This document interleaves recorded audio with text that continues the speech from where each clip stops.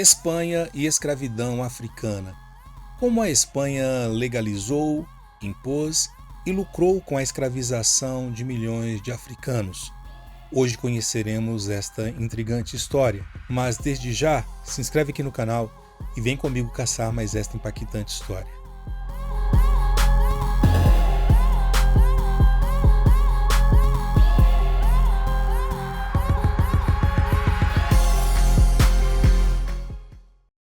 A nossa história de hoje começa na Espanha, mais especificamente na comunidade autônoma de Castela e Leão, na cidade de Ávila, a 110 quilômetros a noroeste de Madrid.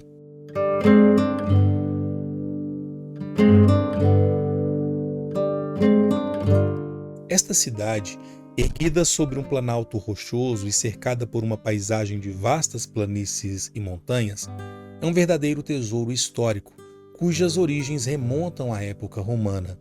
No entanto, foi durante a Idade Média que Ávila atingiu o seu apogeu, transformando-se em um ponto estratégico para a defesa do reino de Castela e em um importante centro religioso e cultural.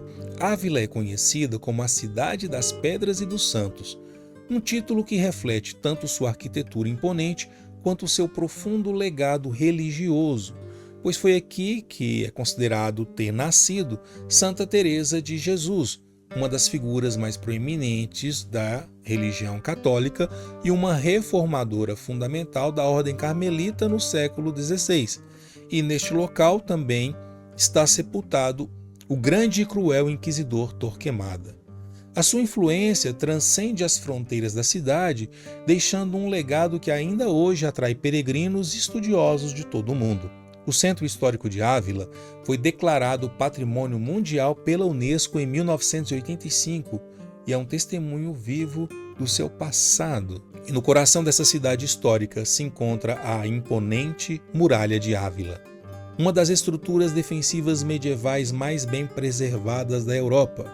Construída entre os séculos XI e XII, a muralha se estende por 2,5 quilômetros com 87 torres e 9 portais, que serviram de baluartes contra invasões.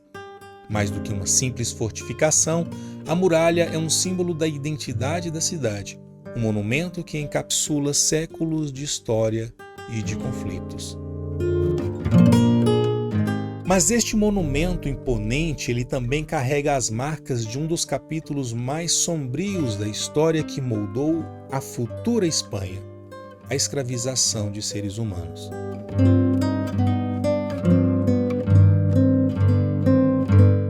Segundo o historiador José Antonio Piqueras, em sua obra La Esclavitud en las Españas, no século XI, após a conquista de Ávila, as muralhas da cidade foram construídas por 200 escravizados muçulmanos acorrentados.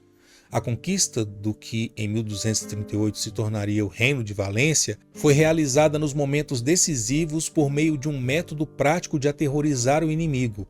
Conforme registrado em El Libre del Fets, Jaime I ordenou a execução dos camponeses muçulmanos capturados nos arredores das povoações apenas para enfraquecer o adversário. Sem demonstrar grande interesse em escravizar aqueles que eram derrotados em combate, desenvolveu um censo de pilhagem e enviou como presente cerca de 2.000 escravizados ao Papa, a reis, cardeais e nobres, como símbolo de triunfo e poder. Posteriormente, continuou escravizando pessoas principalmente para se dedicarem a obras e serviços domésticos. No final da Idade Média, a Europa Ocidental passava por uma transformação silenciosa. O antigo sistema feudal que mantinha os camponeses presos à terra começava a se dissolver, mas a liberdade para muitos não significava autonomia. Enquanto alguns conquistavam o direito de partir, outros eram capturados e reduzidos à servidão de uma forma ainda mais brutal. Era a ascensão de um novo sistema de exploração. Com o declínio da servidão de gleba, reinos cristãos e impérios islâmicos buscavam novas formas de garantir mão de obra barata. No sul da Europa, o florescente comércio de escravizados se tornava um elo entre diferentes povos, conectando a África, o Mediterrâneo e também o Oriente Médio. No interior da África, comerciantes árabes expandiam suas rotas pelo Saara, capturando e vendendo prisioneiros africanos negros para os mercados islâmicos. No norte da Europa, povos do Cáucaso, dos Balcãs e das estepes euroasiáticas também eram alvos da captura e da escravização. Na Península Ibérica, a guerra era o grande motor da escravização. A luta entre cristãos e muçulmanos era justificada como uma cruzada, uma batalha santa, que para os vencedores significava não apenas a conquista de territórios, mas também o domínio sobre os vencidos.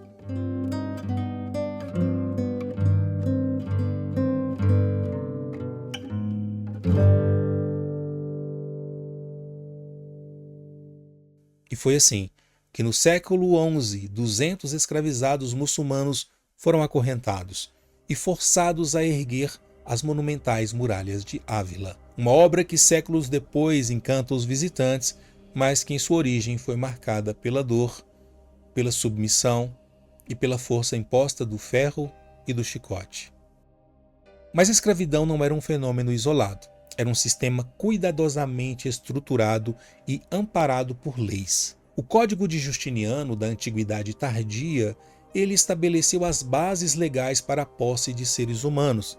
No século XIII, Afonso X de Castela, ele reafirmaria essa tradição ao compilar as Siete Partidas, que regulavam a compra, a venda e até os direitos limitados dos escravizados.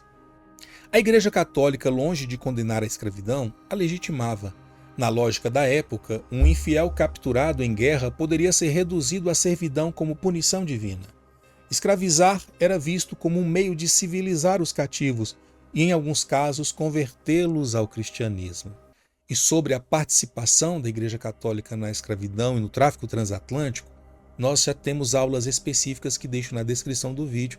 Você pode consultar aqui no canal também. Com o tempo, essa lógica foi ampliada para além da Península Ibérica. Os mesmos reinos cristãos que escravizavam muçulmanos na Reconquista passaram a capturar africanos para abastecer suas colônias ultramarinas. No século XV, com a expansão marítima, Portugal e Espanha transportariam essa estrutura escravista para além do Atlântico, dando início ali ao tráfico transatlântico de escravizados. E para entendermos a escravidão no mundo medieval castelhano, precisamos conhecer Las Siete Partidas, que era um conjunto de leis que foi redigido no século XIII sob o rei Afonso X de Castela.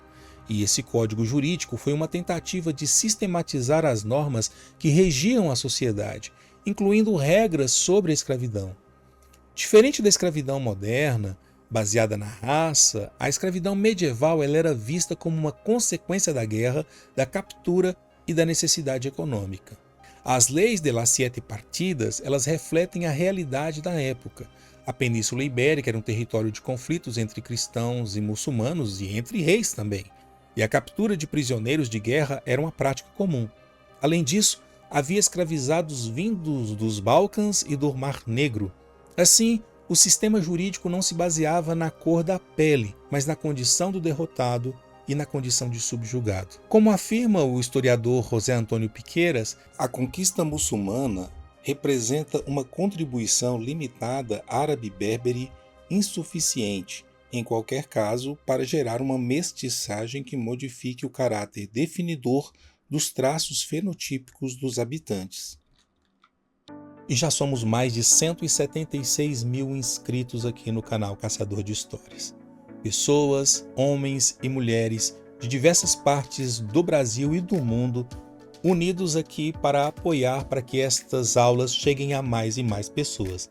E você pode também fazer parte dessa história. Você pode tornar-se membro do canal e colaborar para que estas aulas cheguem a mais e mais pessoas. E se faz sentido para você este projeto, você também pode contribuir de outras formas. Você pode enviar uma doação via chave Pix, que está na descrição do vídeo e neste QR Code aqui na tela também. Mas também você pode comentar, compartilhar, curtir. Isso é muito importante para determinar para o algoritmo do YouTube o quanto esses conteúdos podem ser significativos e transformadores. Venha fazer parte desta revolução educacional. E agora, voltemos à nossa história.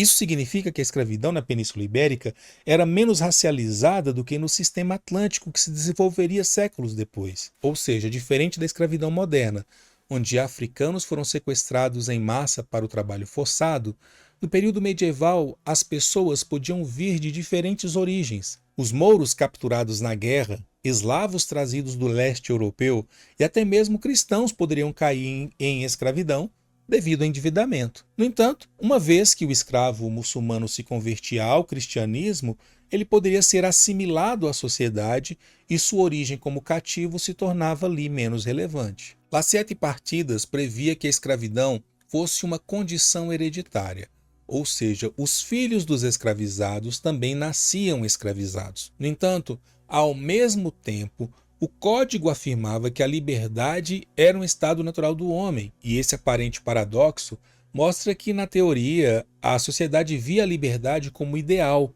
mas na prática mantinha a escravidão como um pilar essencial, de forma que a liberdade era só um conceito bonito no papel. Mas na realidade, as leis foram moldadas para garantir que certos grupos nunca escapassem da servidão. Você percebe como o direito operou aqui para quem estava no poder? Um outro ponto interessante do Código Castelhano era a possibilidade de libertação dos escravizados. O senhor podia conceder a liberdade ao escravizado como recompensa por serviços prestados, a manumitere ou manumissão, ou seja, o ato de libertar um escravo. Mas essa manumissão ela não era um direito garantido, ela dependia totalmente da vontade do senhor. E isso criava uma diferença crucial entre o sistema medieval e o que viria depois nas Américas. No mundo ibérico, a escravidão podia ser revertida em alguns casos, enquanto no sistema transatlântico de escravizados dos séculos seguintes, a escravidão se tornaria rígida e permanente para os africanos. Quando a escravidão africana foi implantada nas colônias da América, o conceito jurídico mudou drasticamente. O historiador Orlando Patterson, ele descreve essa mudança com a ideia de morte civil. Segundo ele, o escravizado africano nas Américas foi colocado em uma condição onde não tinha direitos legais, sua identidade foi apagada e ele se tornou completamente dependente do senhor. Como ele afirma, o estado do escravo africano na América pode ser descrito como uma morte civil. Isso significa que, enquanto no sistema medieval havia alguma margem para integração e libertação, na escravidão colonial atlântica ou transatlântica, essa possibilidade foi praticamente eliminada. A cor da pele se torna então um marcador permanente da escravidão, e os africanos e os seus descendentes foram condenados a uma perpétua condição de cativeiro. E um outro aspecto importante que precisamos destacar aqui é que, embora esta obra, Las Sete Partidas, tenha influenciado o direito colonial hispano-americano, suas leis foram interpretadas de formas diferentes ao longo do tempo e do espaço, como afirma o historiador Piqueras. Leis semelhantes em contextos históricos e sociais diferentes forçam interpretações díspares. Isso quer dizer que as mesmas normas que permitiam alguma mobilidade social no mundo medieval foram usadas para justificar a escravidão brutal no período colonial. E, inclusive, a própria Constituição de 1812, a Constituição de Cádiz, na Espanha, foi influenciada pelo espírito liberal que compactuava com a escravidão. E sobre isso falo na aula Cádiz e a Espanha escravista, que deixo aqui na descrição para vocês conferirem. Na América Espanhola, os escravizados africanos raramente tinham a oportunidade de comprar sua liberdade. Embora alguns processos de autocompra tenham ocorrido, a maioria era mantida em cativeiro até a sua morte. Esse endurecimento do sistema ele demonstra como a escravidão nas Américas foi uma adaptação extrema de um modelo que já existia, mas que se tornou mais rígido, mais cruel. Na Espanha medieval, a escravidão era uma prática comum, especialmente em regiões de reconquista cristã, como foi Valência e Maiorca. Em Maiorca, por exemplo, após as conquistas do século XIII, os derrotados foram vendidos como escravizados, muitos enviados para onde? Valência. A ilha se tornou um centro de comércio de escravizados, abastecido ali pelos venezianos, florentinos, genoveses, além dos catalães e também dos valencianos. E até 1328, a população escravizada em Baleares ultrapassava 21 mil pessoas, representando um terço dos habitantes. Os escravizados vinham de diversas origens: russos, tártaros, circassianos, armênios, gregos, mouros e africanos. Casas comerciais especializadas financiavam e organizavam expedições para capturá-los e vendê-los, destinando-os ao trabalho agrícola, artesanal ou doméstico. Em Valência, os muçulmanos, ou mudéjares, e mouriscos, eles representavam até 40% da população no primeiro século após a conquista. A escravidão também era usada como punição para crimes como fuga, homicídio, prostituição e roubo. A partir do século XV, com a expansão comercial e o aumento da produção agrícola e artesanal, o número de escravizados cresceu. Em Valência, o mercado de escravizados negros africanos floresceu após 1480. E entre 1487 e 1516, mais de 11 mil africanos, majoritariamente do povo Wolof, da região da Senegâmbia, eles foram desembarcados ali. Até 1500 havia 363 mercadores especializados em escravizados nesta cidade. O comércio de africanos então ganha força após 1442, quando Portugal estabelece rota na Costa dos Escravos e acaba monopolizando o fornecimento de escravizados africanos. Lisboa então torna-se o maior mercado de escravizados africanos da Europa, seguido por Sevilha, por Valência. Sevilha se destacou devido à sua proximidade com Portugal e o seu papel no comércio com as Américas. Estima-se que 95 mil africanos tenham sido desembarcados na cidade entre os séculos XV e XVI. A escravidão de africanos na Espanha ela vai perdurar até o século XVII, com os mercados sendo abastecidos por capturas no norte da África e também pelo tráfico transatlântico. Em Granada, no século XVI, 1 em cada 4 escravizados berberes era negro. Sevilha se manteve então como um dos principais centros de comércio de escravizados, organizando o tráfico para as colônias americanas. A brutalidade do sistema aumentou com a massificação do comércio, consolidando a escravidão como uma instituição estruturante da economia espanhola. Com a expansão colonial, os escravizados africanos se tornaram uma peça central deste emergente sistema capitalista mercantil. A conquista das ilhas atlânticas, como Ilha da Madeira, Canárias e Cabo Verde, transformou esses territórios em verdadeiros depósitos de seres humanos escravizados e serviu ali, foi utilizado como laboratório para o cultivo de produtos tropicais que utilizavam mão de obra africana. Colonização das Américas intensifica ainda mais esse tráfico. Casas comerciais e mercadores licenciados em Sevilha e nas colônias acabaram ampliando enormemente os seus investimentos em escravizados. Os preços pagos na América, eles superavam os do mercado ibérico, o que tornava o tráfico transatlântico mais atrativo e mais lucrativo. No entanto, o tráfico interno persistiu, abastecendo minas, galerias e, em menor grau, a agricultura. E, gradualmente, o uso doméstico acabou se tornando predominante, sendo um símbolo de status para a elite, como nos mostra algumas obras de arte daquele período. As rebeliões moriscas também resultaram na escravização em massa. Os muçulmanos, forçados a se converter ao cristianismo em 1501, enfrentaram constante perseguição e, em caso de resistência, eram escravizados. No século XVII, a hostilidade contra os moriscos levou ao decreto de 1609, que ordenou sua completa expulsão da Espanha.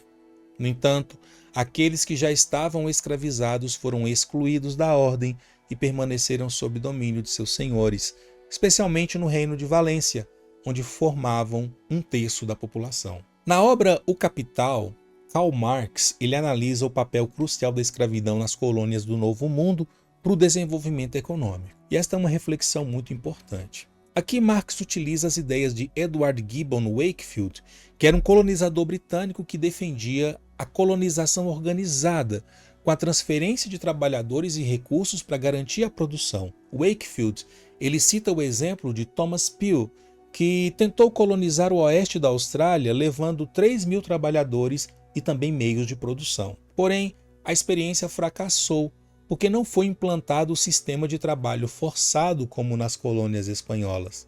Bom, Marx utiliza esse exemplo para demonstrar que sem a escravidão, a economia colonial não teria funcionado. O trabalho livre, como sugeriu Wakefield, era caro e limitava a produção. Nas colônias espanholas, a escravidão foi essencial para garantir a produção em grande escala e a continuidade lucrativa do império. A escravidão inicialmente de indígenas e depois de africanos foi fundamental para o sucesso da colonização espanhola na América. Portugal também seguiu esse caminho no Brasil com o monopólio do comércio de africanos. No século XVII, outras nações europeias como Holanda, Inglaterra, França, Dinamarca estabeleceram colônias no Caribe e na América do Norte, criando prósperas plantações que demandavam escravizados. E sobre isto temos aulas específicas, que deixo aqui na descrição para você conferir. Vamos entender como o comércio de escravizados africanos funcionava entre os séculos XVI e XVIII. Veja só, durante esse período, esse comércio foi uma das atividades mais importantes dos europeus nas suas relações com as Américas. Os impérios ibéricos, especialmente Portugal e Espanha, tiveram um papel central nesse tráfico. Se considerarmos o comércio de ouro e prata, os escravizados também eram vistos como uma das mercadorias mais valiosas da época, do período. Estima-se que entre 1.295.000 pessoas e 1,5 milhão de africanos foram levados para o Caribe e para as colônias espanholas na América, o que representa cerca de 12% de todos os africanos traficados para o Novo Mundo, que seriam as Américas. Isso coloca as colônias espanholas como o terceiro maior destino para os africanos, ficando atrás apenas de Portugal, Brasil e das colônias britânicas. É preciso entender que a economia espanhola nas Américas dependia fortemente do trabalho escravizado, principalmente no cultivo de açúcar, tabaco, café e também no setor mineral. A mão de obra africana foi crucial para o desenvolvimento econômico, especialmente nas regiões do Caribe, América Central e América do Sul. O comércio de escravizados ele se desenvolveu de 3 formas principais ao longo dos séculos. O comércio espanhol, nesse caso. O comércio livre, que vai de 1501 a 1518, esse foi um período em que o comércio de escravizados foi feito livremente, ou seja, não tinha uma regulação rigorosa. Mercadores privados podiam levar escravizados para as colônias espanholas, no entanto, o controle estatal era muito limitado e os mercadores operavam de forma descentralizada ao seu bel prazer. Após 1789, esse comércio se torna novamente livre para os espanhóis e americanos, permitindo o tráfico direto com a África, mas vamos falar sobre isso depois. Um segundo momento são as licenças reais, que vai aí de 1518 a 1595. E neste momento, a coroa espanhola passou a exigir que o comércio de escravizados fosse feito com uma licença real, ou seja, o governo concedia permissão para que mercadores pudessem importar africanos para as colônias. E essa prática ela buscava aumentar o controle sobre o comércio e gerar impostos para o Tesouro Real, enriquecendo o Estado. A licença era vendida e validada por meio de um processo burocrático, e o comércio de escravizados ele era regulado por regras fiscais e também legais. Além disso, as licenças implicavam o pagamento de impostos sobre os africanos vendidos nas Américas e o tráfico era controlado por mercadores selecionados. Um outro momento é de 1585 adiante, que é o período do assiento. O assiento foi uma concessão exclusiva dada pelo rei espanhol a empresas e indivíduos para realizar o comércio de escravizados com as colônias espanholas. Essa concessão ela implicava no monopólio do comércio de escravizados por um período determinado, permitindo que os mercadores vendessem escravizados nos portos espanhóis e também nas colônias da América. O sistema do assiento ele foi introduzido em 1585 e inicialmente foi atribuído a empresas genovesas, posteriormente para os portugueses, franceses e ingleses. E ao longo do século 17 e 18, o controle do assiento foi alternando entre diferentes potências europeias, até que no final do século 18, a coroa espanhola permitiu que os espanhóis realizassem o comércio diretamente com a África, sem a intermediação de outras potências. Em 1789, especificamente, a Espanha iniciou uma mudança crucial em sua política colonial ao declarar o comércio de escravizados livre, permitindo que seus súditos, tanto espanhóis quanto criojos, que eram os espanhóis nascidos que viviam nas colônias, permitindo que eles organizassem expedições para levar africanos para as Américas. Esse movimento representou um ponto de virada na história do tráfico transatlântico espanhol e mundial, com consequências econômicas e sociais e políticas que acabaram moldando a sociedade, a riqueza e também a exploração de vidas humanas. O que acontece? Após a abertura deste comércio, o número de escravizados que entraram nos portos da América Espanhola explodiu. Entre 1789 e meados do século XIX, cerca de 843 mil africanos foram levados para as colônias espanholas, sendo que desses 843 mil, 813 mil desembarcaram em Cuba. E esse enorme volume de mão de obra foi destinado principalmente às plantações de açúcar, uma das mercadorias mais lucrativas da época. O mercado açucareiro cubano ele demandava uma força de trabalho constante e crescente, e o comércio legal de escravizados foi visto como essa chave, uma maneira de atender essa necessidade. E durante o século XIX, Cuba se consolida como o principal destino do tráfico de africanos no Império Espanhol, sustentado por uma rede complexa de comerciantes, financiadores e também banqueiros. E qual foi o papel dessas casas de comércio e financistas da época? A economia cubana ela se apoiava em grande parte nas casas de comércio. Muitas destas se estabeleceram como intermediárias cruciais entre a metrópole, Espanha, e as ilhas. Os bancos britânicos e norte-americanos também foram fundamentais para o financiamento da produção de açúcar, e eles forneciam crédito necessário para os plantadores manterem suas plantações e para a compra de escravizados. Esses financiamentos externos, eles permitiram que a Cuba colonial espanhola prosperasse, criando ali uma interdependência entre o capital internacional e o mercado de escravizados. Plantadores de açúcar e outros proprietários de engenhos muitas vezes contavam com empréstimos de comerciantes europeus para garantir a produção contínua de açúcar, paga em mercadorias ou através de contratos de longo prazo que asseguravam a continuidade do ciclo de produção, mas também do ciclo de escravização. Agora pense, não era só a Espanha que lucrava.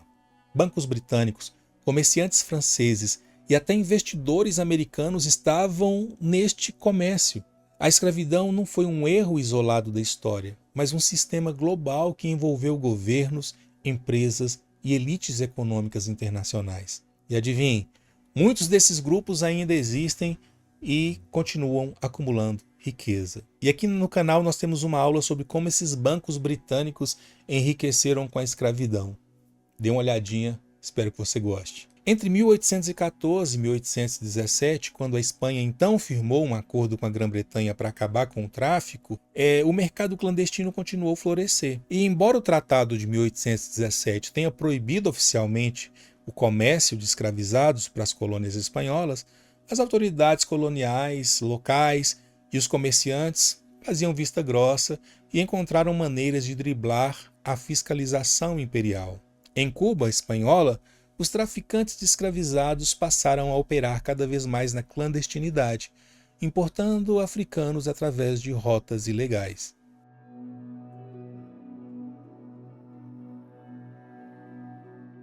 Francisco Dionísio Vives, governador de Cuba entre 1823 e 1832, foi um exemplo de autoridade que se alinhou com o comércio ilegal, promovendo e facilitando a introdução clandestina de africano nas plantações.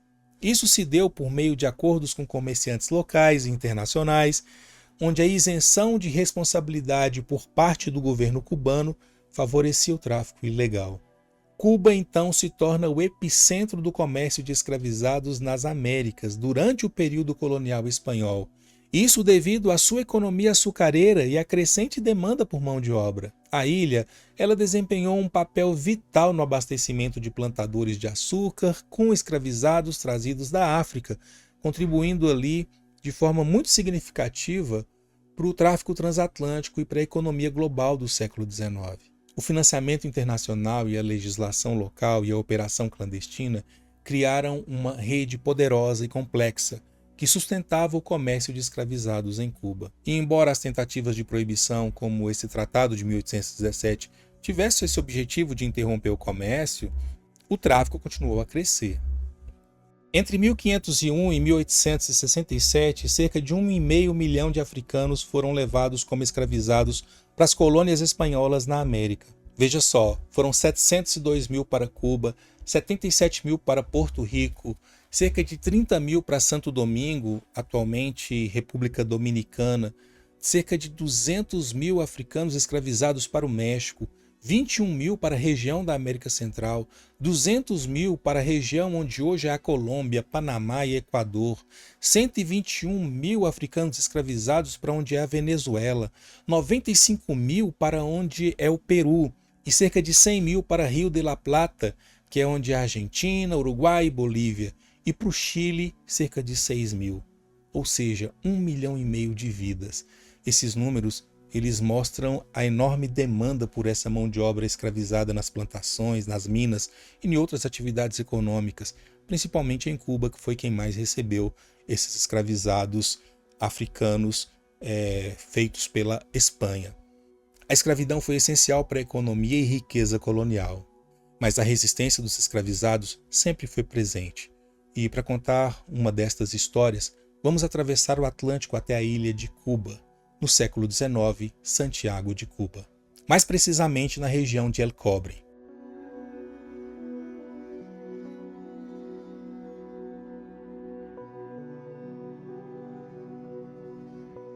Neste local se encontram importantes monumentos históricos e religiosos, como a Basílica Santuário Nacional de Nuestra Senhora de la Caridad del Cobre, que é um dos lugares religiosos mais venerados pelo povo cubano, onde está a imagem da Virgem da Caridade do Cobre. E, inclusive, este local foi visitado pelo Papa em 2015. Em meio às majestosas montanhas da Sierra Maestra, no leste de Cuba, encontra-se essa comunidade, El Cobre, uma pequena cidade de profunda importância histórica e religiosa. Este é um lugar onde a fé e a luta pela liberdade se fundem, criando um legado que ecoa até os dias de hoje. No século XVI, os espanhóis descobriram ricos depósitos de cobre nas proximidades de Santiago de Cuba. As minas de El Cobre, então, tornaram-se um dos pilares da economia colonial, alimentadas ali pelo trabalho de escravos africanos, principalmente. Esses homens e mulheres foram arrancados de suas terras e submetidos a condições desumanas, trabalhando até exaustão nas profundezas desta mina. O cobre, neste momento, era essencial para a produção de armas, de moedas e de ferramentas também. A exploração dessas minas dependia inteiramente da mão de obra escravizada, mas em 1731 os escravizados das minas de El Cobre resolveram pôr um fim a este sistema. Eles se revoltaram contra seus opressores, tomaram as minas e também fugiram para as montanhas da Sierra Maestra. E essa foi uma das primeiras grandes rebeliões de escravizados em Cuba. Não a única, mas foi um ato de coragem, um ato de resistência que abalou as estruturas do sistema colonial. O monumento ao Cimarrón, ou ao Quilombola, erguido no topo do Monte Cadernígio, é uma homenagem a esses heróis anônimos. Feito de bronze e metais reciclados, a obra de Alberto Lescay ela simboliza a luta pela liberdade e a resistência contra a opressão. El Cobre faz parte da Rota do Escravo, que é um projeto da Unesco, que busca preservar a memória do tráfico transatlântico de escravizados e o seu impacto nas Américas. A revolta de 1731 não foi apenas um ato de rebelião, mas um marco na luta pela liberdade. Após décadas de resistência, os escravizados de El Cobre conseguiram um feito extraordinário. Em 1831, a coroa espanhola concedeu-lhes liberdade, quase 60 anos antes da abolição oficial da escravidão em Cuba, que foi em 1886. El Cobre se tornou um símbolo de esperança e de resistência para todos os escravizados das Américas. Chris Evans, professor de História da Universidade de South Wales, ele afirma o seguinte: os cobreiros eram os descendentes de escravizados africanos que haviam sido vinculados às minas em uma época anterior. Trazidos para El Cobre no início do século XVII, principalmente de Angola e do Congo, a população mineira original havia se tornado propriedade da coroa no final do século XVII. quando as minas privadas, que foram fechadas gradualmente, foram assumidas pela coroa. Explorando sua condição de escravos reais, escravos do rei, ao longo do século XVII, os cobreiros buscaram conquistar algum tipo de autonomia. Finalmente, após muitas vicissitudes, eles conquistaram sua liberdade. Os cobreiros haviam feito uma longa campanha por sua libertação da escravidão, e na era da Revolução seus apelos finalmente se concretizaram. O Caribe foi tomado por revoltas na década de 1790. As autoridades espanholas, nervosas e conscientes da agitação ao seu redor, mostraram-se dispostas a negociar com os escravos do rei de El Cobre. Um decreto real em 1801 reconheceu a liberdade dos cobreiros, garantindo-lhes contra o retorno à escravidão e reconhecendo seu direito de continuar cultivando suas terras. O tráfico negreiro foi formalmente abolido pela Espanha em 1817, mas a escravidão permaneceu arraigada em suas colônias por quase 7 décadas, sendo finalmente extinta em Cuba apenas em 1886. A resistência dos escravizados de El Cobre não foi apenas uma conquista local, mas um marco na longa trajetória de insurreições que atravessaram a ilha. A sua luta ecoou em outras revoltas ao longo do século XIX, contribuindo para a construção de uma consciência de luta e liberdade que culminaria na Guerra de Independência de Cuba no final do XIX. Um conflito decisivo que resultou na expulsão dos colonizadores espanhóis e no fim do domínio imperial espanhol na ilha. Veja só, a Espanha traficou cerca de 1,5 milhão de africanos para suas colônias nas Américas entre os séculos XVI e XIX. Explorou-os brutalmente em suas plantações, nas suas minas e nos serviços urbanos. E esse tráfico fez parte do deslocamento forçado de cerca de 12,5 milhões de africanos, que foi operado por diversas potências europeias, tudo isso para sustentar as economias coloniais. A escravidão ela foi imposta com violência extrema e funcionou como base da riqueza espanhola no Novo Mundo. A Espanha enriqueceu às custas do tráfico e da exploração brutal de milhões de africanos escravizados. O trabalho forçado nas plantações, nas minas, nos centros urbanos gerou fortunas para as elites espanholas e garantiu à coroa um fluxo contínuo de ouro, prata e produtos tropicais para os mercados europeus. Enquanto a monarquia e os comerciantes acumulavam riqueza, os escravizados eram submetidos à fome, tortura, reduzidos à condição de escravidão. Mesmo após a proibição formal do tráfico, em 1817, a Espanha manteve a escravidão ativa nas suas colônias e o tráfico também, como está na nossa aula aqui sobre o último grande porto negreiro europeu, que foi justamente na Espanha, na cidade de Cádiz. O impacto da escravidão não terminou com sua abolição. As fortunas acumuladas por séculos de exploração garantiram a prosperidade de comerciantes, banqueiros e nobres espanhóis, enquanto a população afrodescendente herdou um legado de marginalização e desigualdade social e econômica. A riqueza arrancada dos corpos escravizados ajudou a sustentar e fundar o Império Espanhol. O reconhecimento desse passado é essencial para expor as raízes da opressão e da exploração racial que ainda persistem. O Império Espanhol se beneficiou da escravidão. A sua economia foi beneficiada pela escravidão. Foi sustentada pela escravidão e pelo sangue e sofrimento de milhões de pessoas que foram submetidas a este trabalho forçado. Agora que você conhece um pouco dessa história brutal, fica a pergunta: será que realmente superamos o legado da escravidão? Ou será que ele ainda está presente nas desigualdades que vemos hoje? Pense nisso e compartilhe sua opinião aqui nos comentários. E se lembre, tudo tem história. Tudo é história. A África, os povos africanos e povos afrodiaspóricos têm muita história e vim aqui contar para você.